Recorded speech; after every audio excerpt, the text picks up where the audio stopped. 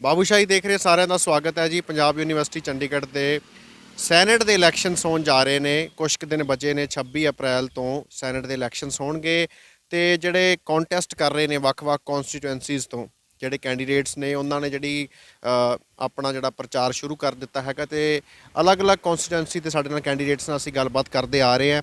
ਤੇ ਅੱਜ ਜਿਹੜੀ ਗ੍ਰੈਜੂਏਟਸ ਦੀ ਜਿਹੜੀ ਕਨਸਟੀਟੂਐਂਸੀ ਹੈ ਜਿਹਦੇ ਇਲੈਕਸ਼ਨ ਜਿਹੜੇ ਆ 16 ਮਈ ਨੂੰ ਹੋਣੇ ਆ, ਅਖੀਰਲਾ ਜਿਹੜਾ ਪੜਾਅ ਹੈਗਾ ਉਹਦੇ ਵਿੱਚ ਹੋਣੇ ਆ।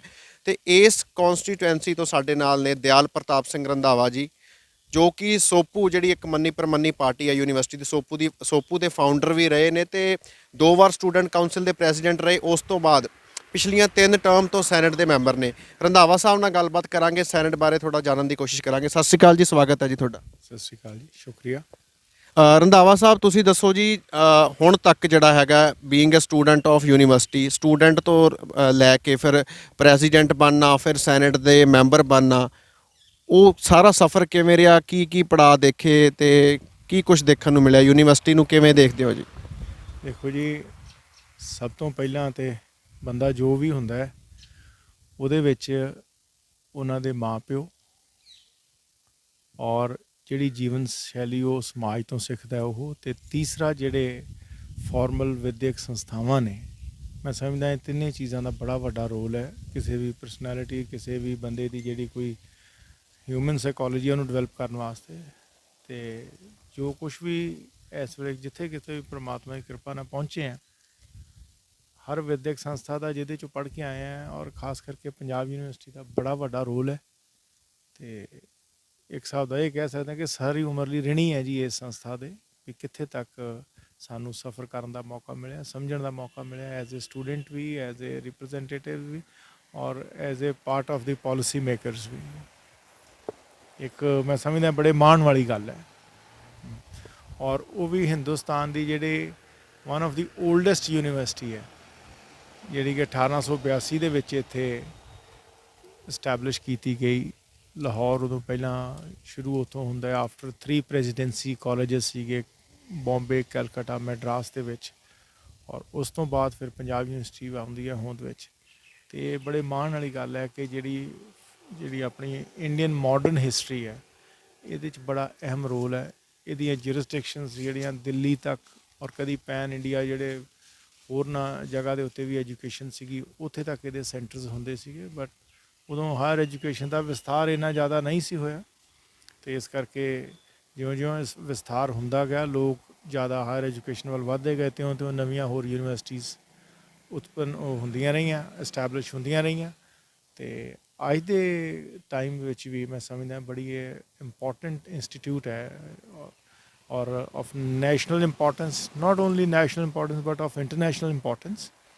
ਔਰ ਬੜਾ ਯੂਨੀਕ ਔਰ ਵਧੀਆ ਸਿਸਟਮ ਹੈ ਇਹਦੇ ਵਿੱਚ ਜਿਹੜਾ ਸੈਨੇਟ ਦਾ ਹੈਗਾ, ਕਿ ਜਿਹੜਾ ਗਵਰਨਿੰਗ ਬਾਡੀ ਹੈ ਉਹਦੇ ਵਿੱਚ ਜਿਹੜੇ ਕੋਈ ਫਾਰਮਰ ਸਟੂਡੈਂਟਸ ਵੀ ਨੇ, ਸਾਬਕਾ ਸਟੂਡੈਂਟਸ ਵੀ ਨੇ, ਯਾਨੀ ਅਲੂਮਨਾਈਜ਼ ਨੇ। ਹੁਣ ਜਿਵੇਂ ਬੜਾ ਰੋਲ ਹੈ ਫੋਰਨ ਦੇ ਵਿੱਚ, ਕਈ ਯੂਨੀਵਰਸਿਟੀਜ਼ ਇਹੋ ਜਿਹੀਆਂ ਨੇ ਜਿਨ੍ਹਾਂ ਦਾ ਬਜਟ ਦਾ 50%, 60%, 70% ਤੱਕ ਦੀ ਜਿਹੜੀ ਫੰਡਿੰਗ ਹੈ ਉਹ ਅਲੂਮਨਾਈਜ਼ ਹੀ ਕਰ ਰਹੇ ਨੇ।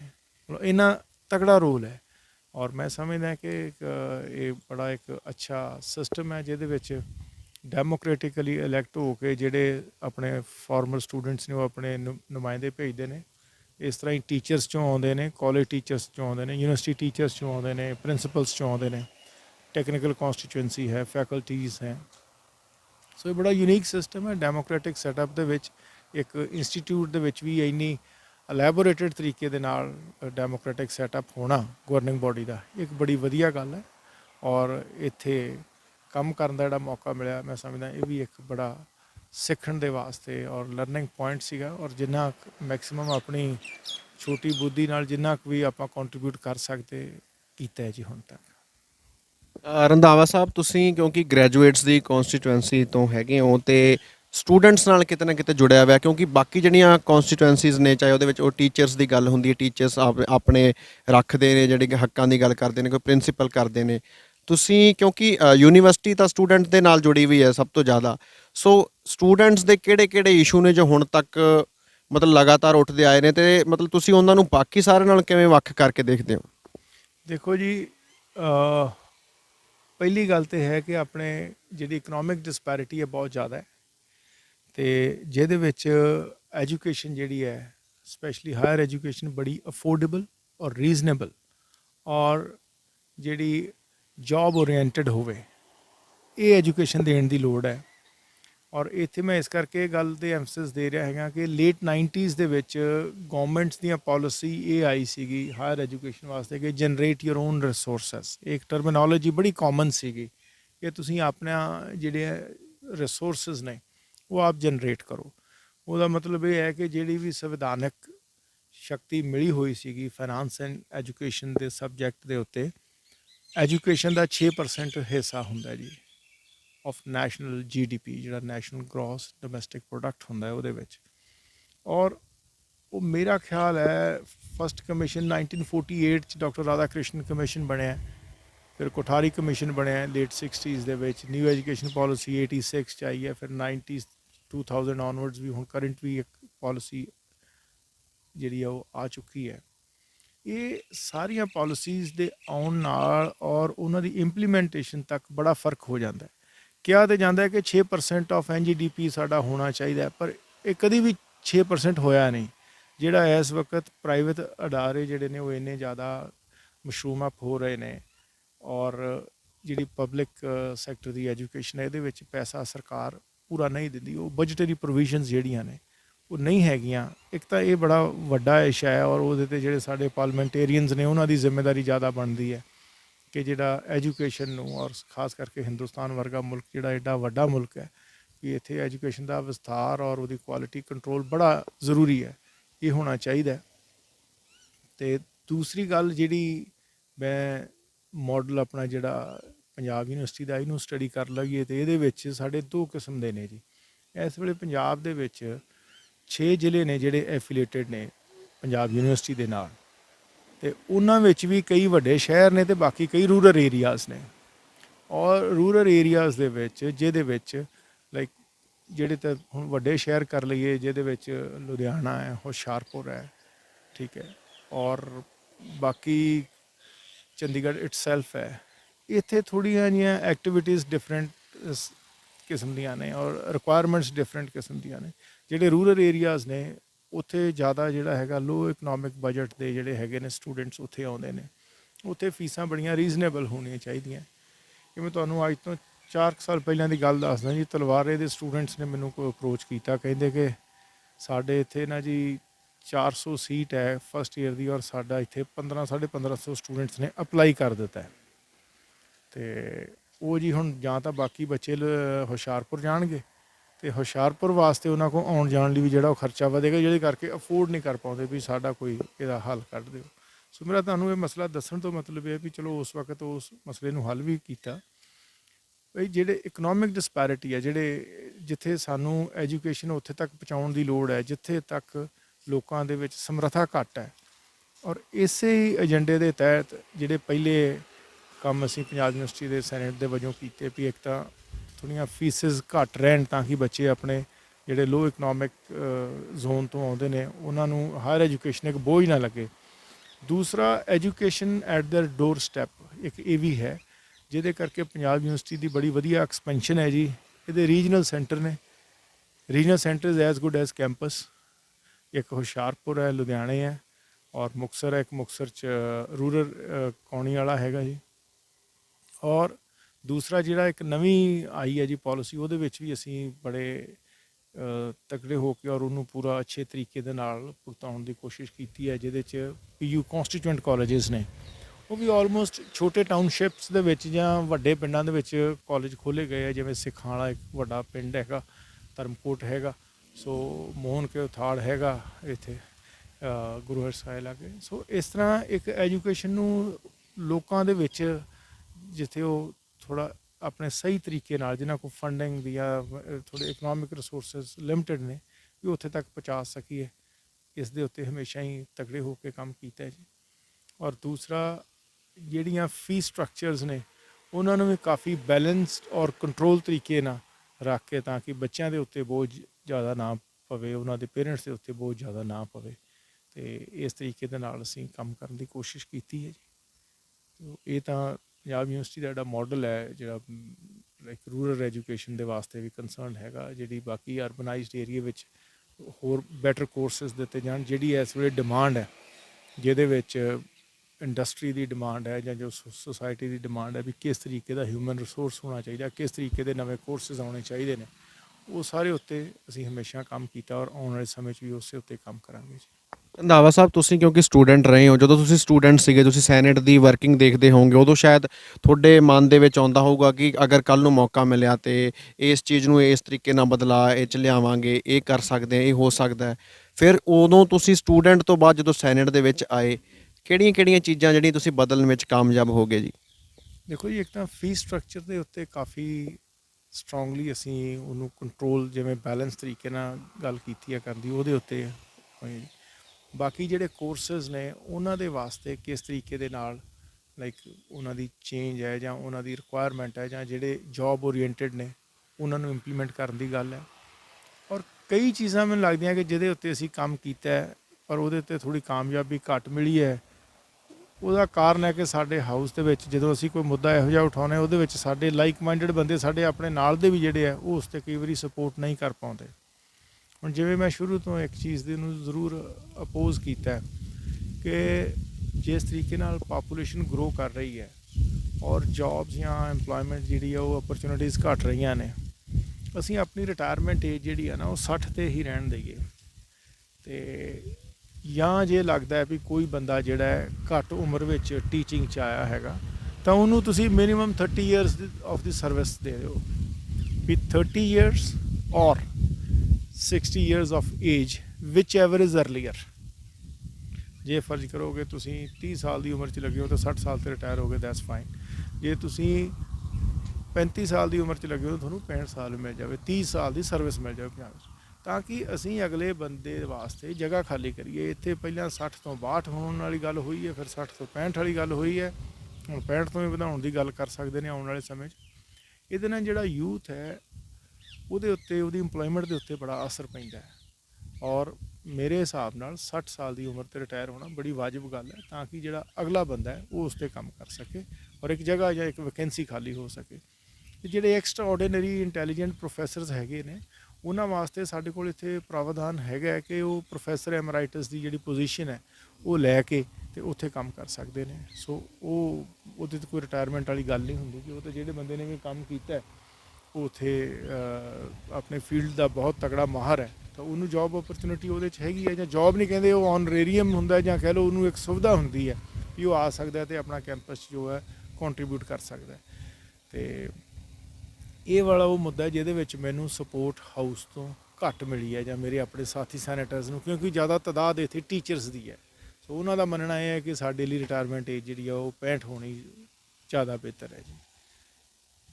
ਇੱਕ ਜਿਹੜਾ ਸੈਨੇਟ ਨੂੰ ਦੇਸੀ ਸ਼ਬਦਾਂ ਦੇ ਵਿੱਚ ਯੂਨੀਵਰਸਿਟੀ ਦਾ ਪਾਰਲੀਮੈਂਟ ਵੀ ਕਿਹਾ ਜਾਂਦਾ ਹੈ, ਪਰ ਤੁਸੀਂ ਕਿਉਂਕਿ ਹਾਊਸ 'ਚ ਰਹੇ ਹੋ, ਤੁਹਾਨੂੰ ਤਕਰੀਬਨ 12-13 ਸਾਲ ਹੋ ਗਏ ਨੇ, ਵਰਕਿੰਗ ਨੂੰ ਥੋੜ੍ਹਾ ਦੱਸੋ ਕਿ ਜਿਵੇਂ ਪਾਰਲੀਮੈਂਟ 'ਚ ਹੁੰਦਾ, ਕਿਉਂਕਿ ਪਾਰਲੀਮੈਂਟ 'ਚ ਰੌਲਾ ਰੱਪਾ ਜ਼ਿਆਦਾ ਪੈਂਦਾ, ਪ੍ਰੋਡਕਟਿਵ ਡਿਸਕਸ਼ਨ ਬਹੁਤ ਘੱਟ ਹੁੰਦੀ ਹੈ।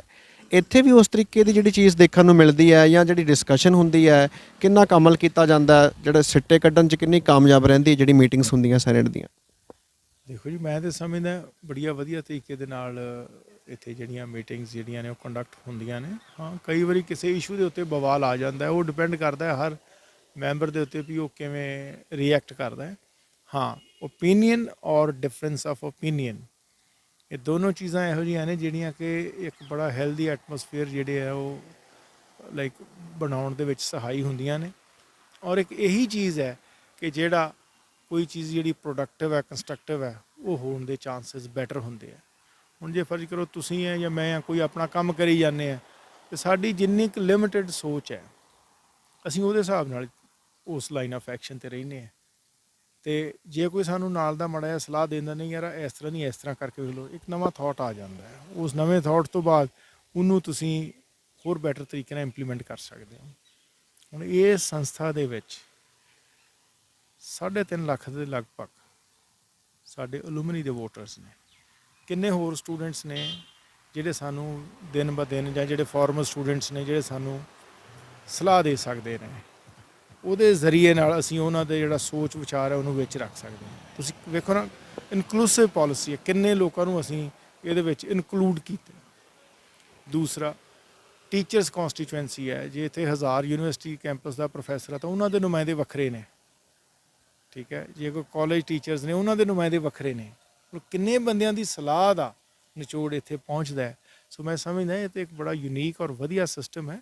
ਜਿੱਥੇ ਵੀ ਸਿਸਟਮ 'ਚ ਕਮੀਆਂ ਪੇਸ਼ੀਆਂ ਹੈ ਨੇ ਉਹ ਸਾਨੂੰ ਬੈਠ ਕੇ ਠੀਕ ਕਰ ਲੈਣੀਆਂ ਚਾਹੀਦੀਆਂ, ਪਰ ਇਹੋ ਜਿਹੇ ਸਿਸਟਮ ਜਿਹੜੇ ਆ ਇਨ ਪਲੇਸ ਰਹਿਣੇ ਚਾਹੀਦੇ ਆ ਤਾਂ ਕਿ ਜਿਹੜਾ ਕੋਈ ਕਲੈਕਟਿਵ ਡਿਸੀਜਨ ਹੈ ਉਹ ਇੱਕ ਬੜਾ ਅਹਿਮ ਰੋਲ ਬਣ ਜਾਂਦਾ ਹੈ। ਇਹ ਜਿਹੜਾ ਤੁਸੀਂ ਗੱਲ ਕਹੀ ਹੈ ਕਿ ਕੋਈ ਪ੍ਰੋਡਕਟਿਵ ਕੰਮ ਹੈ ਕਿ ਨਾ ਜੀ, ਇੱਥੇ ਬੜੀ ਵਧੀਆ ਸਲਾਹ ਹਰ ਪਾਸਿਓਂ ਆਉਂਦੀ ਹੈ, ਉਹਨੂੰ ਵਧੀਆ ਤਰੀਕੇ ਨਾਲ ਸਲਾਹ ਮਸ਼ਵਰਾ ਕੀਤਾ ਜਾਂਦਾ ਔਰ ਫਿਰ ਉਸ 'ਤੇ ਐਕਟ ਕਰਕੇ ਉਹਨੂੰ ਪਾਸ ਕਰਕੇ ਉਹਨੂੰ ਐਗਜ਼ੀਕਿਊਟ ਕਰਨ ਦੀ ਡਿਊਟੀ ਜਿਹੜੀ ਵਾਈਸ ਚਾਂਸਲਰ ਤੇ ਉਹਨਾਂ ਦੇ ਸਾਰੇ ਸਟਾਫ ਦੀ ਬਣ ਜਾਂਦੀ ਹੈ ਜੀ।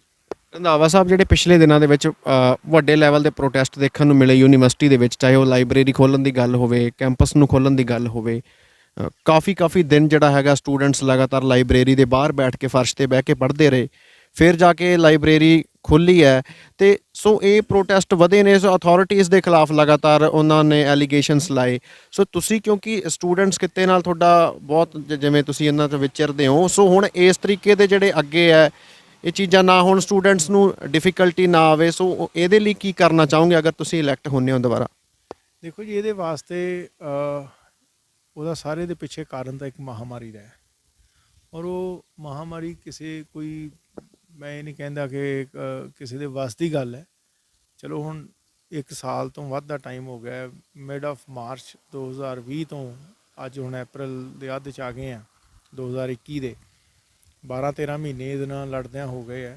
ਠੀਕ ਹੈ, ਸ਼ੁਰੂ 'ਚ ਇਹਦਾ ਡਰ ਜ਼ਿਆਦਾ ਸੀ, ਖੌਫ ਜ਼ਿਆਦਾ ਸੀਗਾ, ਪਰ ਹੁਣ ਜਿਸ ਤਰੀਕੇ ਨਾਲ ਵੈਕਸੀਨੇਸ਼ਨ ਆਈ ਹੈ ਔਰ ਥੋੜ੍ਹਾ ਗਾਈਡਲਾਈਨਸ ਵੀ ਲੋਕੀ ਫੋਲੋ ਕਰਦੇ ਨੇ, ਔਰ ਮੈਨੂੰ ਲੱਗਦਾ ਕਿ ਇਹਦੇ ਨਾਲ ਹੁਣ ਜੀਣ ਦਾ ਔਰ ਇਹਦੇ ਨਾਲ ਰਹਿ ਕੇ ਕੰਮ ਕਰਨ ਦਾ, ਵਾਇਰਸ ਦੇ ਨਾਲ ਜਾਂ ਇਸ ਮਹਾਂਮਾਰੀ ਦੇ ਨਾਲ ਸਾਨੂੰ ਸੋਚਣ ਦੀ ਲੋੜ ਹੈ। ਅਤੇ ਜਿਹੜੀਆਂ ਵੀ ਸਰਕਾਰ ਦੀਆਂ ਸਾਡੇ ਆਲੇ ਦੁਆਲੇ 3 ਸਰਕਾਰਾਂ ਨੇ, ਪਹਿਲੀ ਤਾਂ ਪੰਜਾਬ, ਹਰਿਆਣਾ, ਹਿਮਾਚਲ ਅਤੇ ਯੂਟੀ, ਠੀਕ ਹੈ ਜੀ।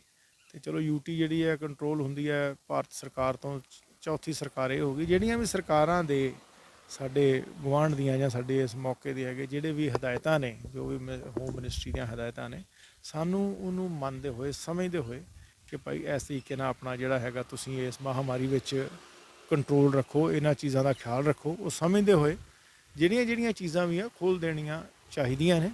ਹੁਣ ਜਿਸ ਤਰ੍ਹਾਂ ਮੈਂ ਗੱਲ ਕਰਦਾ ਜੀ, ਜਿਹੜੇ ਸਟੂਡੈਂਟਸ ਦਾ ਪ੍ਰੈਕਟੀਕਲ ਸਬਜੈਕਟ ਹੈ, ਤੁਸੀਂ ਲੈਬੋਰਟਰੀ 'ਚ ਆਉਣ ਤੋਂ ਕਿਵੇਂ ਮਨਾ ਕਰ ਸਕਦੇ ਹੋ ਜੇ ਉਹਨੂੰ ਸਹੀ ਅਸੀਂ ਤਾਲੀਮ ਦੇਣੀ ਹੈ ਤਾਂ।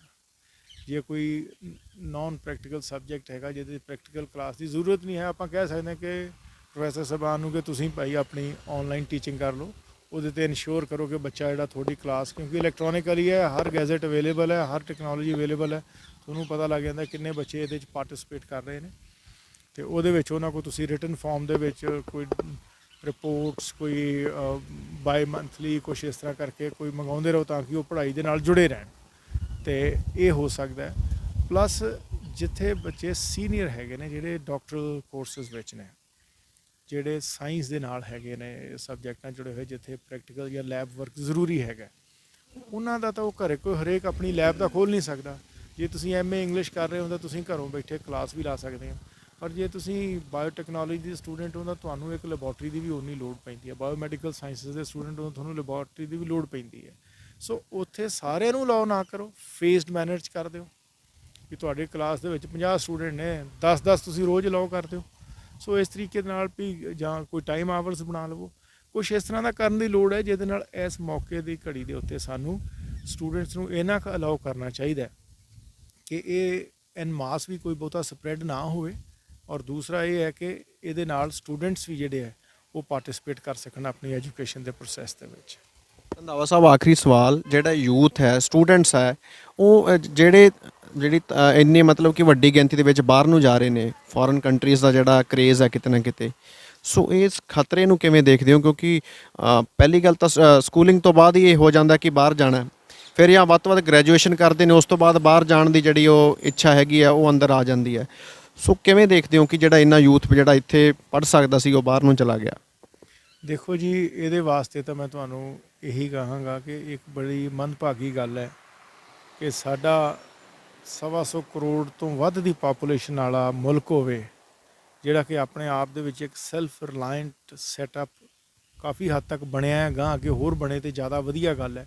ਉਹਦੇ ਵਿੱਚੋਂ ਸਾਡਾ ਪੜ੍ਹਿਆ ਲਿਖਿਆ ਵਰਗ ਅਸੀਂ ਬਾਹਰ ਭੇਜ ਰਹੇ ਹਾਂ, ਜਾਂ ਮੌਕੇ ਦੇ ਹਾਲਾਤਾਂ ਕਰਕੇ ਜਾ ਰਿਹਾ ਹੈ, ਜਾਂ ਕਹਿ ਲਓ ਬਾਹਰਲੇ ਮੁਲਕਾਂ ਦੀ ਖੁਸ਼ਕਿਸਮਤੀ ਹੈ ਕਿ ਜਿਹੜੇ ਇੱਕ ਬੱਚਾ ਪੈਦਾ ਹੋਣ ਤੋਂ ਲੈ ਕੇ ਜਾਂ ਪੈਦਾ ਹੋਣ ਤੋਂ ਪਹਿਲਾਂ ਤੋਂ ਲੈ ਕੇ ਉਹ ਉਹਦੇ ਬੱਚੇ ਦੇ 20 ਸਾਲ ਦੀ ਉਮਰ ਤੱਕ 18 ਸਾਲ ਦੀ ਉਮਰ ਤੱਕ ਉਹ ਮਿਲੀਅਨਸ ਆਫ ਡਾਲਰਸ ਉੱਥੇ ਉਹ ਬੱਚੇ ਦੇ ਪਰਵਰਿਸ਼ 'ਤੇ ਲੱਗ ਜਾਂਦੇ ਆ, ਜਿੰਨਾ ਵਧੀਆ ਉਹਨਾਂ ਨੇ ਸਿਸਟਮ ਦਿੱਤਾ ਹੈ।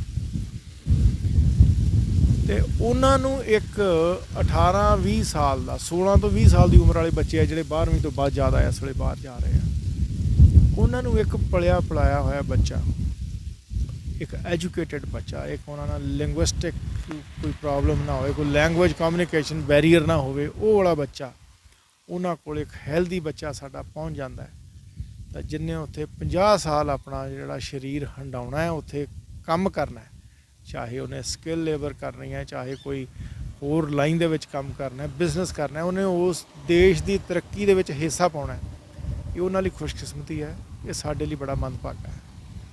ਅਤੇ ਮੈਂ ਸਮਝਦਾ ਇਸ ਟਰੈਂਡ ਨੂੰ ਰਿਵਰਸ ਕਰਨ ਦੀ ਬੜੀ ਲੋੜ ਹੈ, ਔਰ ਉਹਦੇ ਵਾਸਤੇ ਜਿਹੜਾ ਸਭ ਤੋਂ ਇਸ ਵੇਲੇ ਅਹਿਮ ਹੈਗਾ ਵੀ ਜਿਹੜੀ ਹਾਇਰ ਐਜੂਕੇਸ਼ਨ ਪੰਜਾਬ ਵਰਗੇ ਸਟੇਟ ਦੀ ਜਿਹੜੀ ਖਤਰੇ 'ਚ ਹੈ, ਸਾਨੂੰ ਇਹ ਭਾਪਣ ਦੀ ਲੋੜ ਹੈ।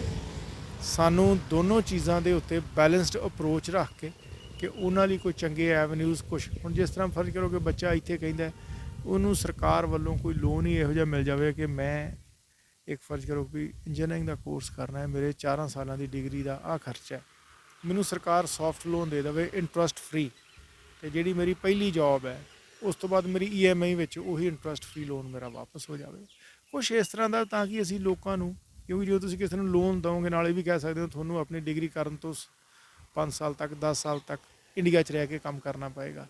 ਕੁਛ ਇਸ ਤਰ੍ਹਾਂ ਦੇ ਇਨਸੈਂਟਿਵਸ, ਉਹਨਾਂ ਨੂੰ ਲੂਕਰੇਟਿਵ ਕੋਈ ਜੋਬਸ ਤਾਂ ਨਹੀਂ ਕਹਿ ਸਕਦੇ, ਉਹਨਾਂ ਨੂੰ ਇਸ ਤਰ੍ਹਾਂ ਤੱਕ ਕਹਿਣਾ ਪੈਣਾ ਕਿ ਸਾਨੂੰ ਤੁਹਾਡੀ ਲੋੜ ਹੈ, ਔਰ ਤੁਸੀਂ ਜਦੋਂ ਬੰਦਾ ਇੱਥੇ ਪੜ੍ਹ ਜਾਏਗਾ 5 ਸਾਲ ਨੌਕਰੀ ਕਰ ਲਏਗਾ, ਫਿਰ ਮੇਰਾ ਖਿਆਲ ਉਹਨੂੰ ਲੱਗਦਾ ਕਿ ਉਹ ਇੱਕ ਬੜਾ ਬੈਲੈਂਸ ਤਰੀਕੇ ਨਾਲ ਸੋਚ ਪਾਏਗਾ। 12ਵੀਂ ਦਾ ਤਾਂ ਬੱਚਾ ਕਹੇਗਾ ਯਾਰ ਲੋਕੀ ਬਾਹਰ ਜਾ ਰਹੇ, ਮੈਂ ਬਾਹਰ ਚੱਲਿਆ, ਨੋ ਡਾਊਟ 12ਵੀਂ ਤੱਕ ਠੀਕ ਹੈ, ਪੜ੍ਹਾਈ ਹੋ ਜਾਂਦੀ ਹੈ ਕਾਫੀ ਹੱਦ ਤੱਕ ਕੰਪਲੀਟ, ਉਹ ਸਿਰਫ ਸਕੂਲ ਐਜੂਕੇਸ਼ਨ ਹੈ। ਇੰਨਾ ਜ਼ਿਆਦਾ ਜਿਹੜਾ ਉਹ ਜਿਹੜੀ ਲਾਈਕ ਮੈਂਟਲ ਮੈਚੋਰਿਟੀ ਹੈ ਜਿਹੜੀ ਗ੍ਰੈਜੂਏਸ਼ਨ ਪੋਸਟ ਗ੍ਰੈਜੂਏਸ਼ਨ ਤੋਂ ਬਾਅਦ ਆਉਂਦੀ ਹੈ, ਔਰ ਉਦੋਂ 5 ਸਾਲ ਦੀ ਨੌਕਰੀ ਤੋਂ ਬਾਅਦ ਆਉਂਦੀ ਹੈ, ਉਹ 12ਵੀਂ ਤੱਕ ਸਟੂਡੈਂਟ ਦੀ ਨਹੀਂ ਹੁੰਦੀ। ਉਹ ਟੀਨ ਏਜ ਹੈ, ਉਹ ਇੱਕ ਵੇਵ ਨਾਲ ਚੱਲਦਾ ਹੈ ਕਿ ਜੇ ਇੱਕ ਪਿੰਡ 'ਚੋਂ 5 ਬੱਚੇ ਗਏ ਅਤੇ ਬਾਕੀ 10 ਵੀ ਲਾਈਨ 'ਚ ਹੀ ਖੜ੍ਹੇ ਹੈ। ਸੋ ਸਾਨੂੰ ਕੁਛ ਇਸ ਤਰੀਕੇ ਦਾ ਦੇਣ ਦੀ ਲੋੜ ਹੈ ਤਾਂ ਕਿ ਇਹ ਟਰੈਂਡ ਜਿਹੜਾ ਰਿਵਰਸ ਹੋਵੇ। ਬਹੁਤ ਬਹੁਤ ਸ਼ੁਕਰੀਆ ਜੀ। ਸੋ DPS ਰੰਧਾਵਾ ਜੀ ਨਾਲ ਗੱਲਬਾਤ ਕਰ ਰਹੇ ਸੀਗੇ, ਜਿਨ੍ਹਾਂ ਨੇ ਸਟੂਡੈਂਟਸ ਦੀਆਂ ਸਮੱਸਿਆਵਾਂ ਦੀ ਗੱਲ ਕੀਤੀ ਹੈ, ਅਤੇ ਇਹਨਾਂ ਦਾ ਇਹ ਮੰਨਣਾ ਹੈ ਕਿ ਜਿਹੜਾ ਯੂਥ ਇੰਨੀ ਵੱਡੀ ਗਿਣਤੀ ਜਿਹੜਾ ਬਾਹਰ ਨੂੰ ਜਾ ਰਿਹਾ ਜਾਂ ਚਲਾ ਵੀ ਗਿਆ ਬਹੁਤ ਹੱਦ ਤੱਕ, ਇਹ ਕਿਤੇ ਨਾ ਕਿਤੇ ਆਪਣੇ ਮੁਲਕ ਲਈ ਮੰਦਭਾਗੀ ਗੱਲ ਹੈ। ਚੰਡੀਗੜ੍ਹ ਤੋਂ ਕੈਮਰਾਮੈਨ ਆਕਾਸ਼ ਦੇ ਨਾਲ Harshbab Singh Sidhu, Babushahi times. Latest news ਦੇ ਲਈ ਸਾਡੇ ਚੈਨਲ ਨੂੰ ਸਬਸਕ੍ਰਾਈਬ ਕਰੋ ਤੇ ਸਾਡੀ ਲੇਟੈਸਟ ਵੀਡੀਓ ਦੀ ਨੋਟੀਫਿਕੇਸ਼ਨ ਦੇ ਲਈ ਬੈਲ ਆਈਕਨ ਦਬਾਉਣਾ ਨਾ ਭੁੱਲਿਓ।